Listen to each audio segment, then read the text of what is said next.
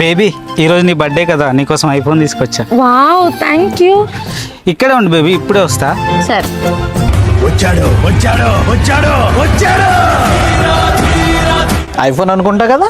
అవును, చాలా కాస్ట్లీ. మీకు ఈ ఐఫోన్ గిఫ్ట్ ఇచ్చెళ్ళింది ఎవరో తెలుసా? ఎవరు?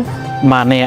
ఆ ఎదవ ఇంట్లో భోజనం చేయకుండా ఏడుస్తూ ఉంటే మా నాన్న పక్కింటికి వెళ్ళి మరీ అప్పు తెచ్చి అడిగిస్తే వాడేమో ఐఫోన్ కొనేసి మీకు ఇచ్చాడు.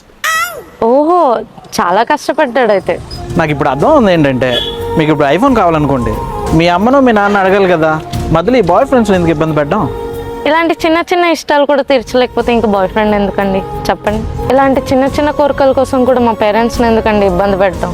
మా అమ్మాయిలు అబ్బాయిలను లవ్ చేసేదే ఫైనాన్షియల్గా యూజ్ చేసుకోవడానికి, గిఫ్ట్లు కొనిచ్చుకోవడానికి. ఒక్క మాటలో చెప్పాలంటే బాయ్ ఫ్రెండ్ అంటే బానిసతో సమానం మాకు.